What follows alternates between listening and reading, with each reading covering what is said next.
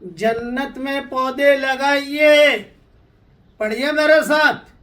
لا حول ولا قوت الا باللہ. ایک پودا لگ گیا میرے لیے. لا حول ولا قوت الا باللہ. 2 پودے لگ گئے. معراج کی رات میں جب رسول اللہ صلی اللہ علیہ وسلم کا گزر حضرت ابراہیم علیہ السلام کے پاس سے ہوا تو حضرت ابراہیم علیہ السلام نے فرمایا اپنی امت سے کہیے کہ جنت میں زیادہ سے زیادہ پودے لگائیں.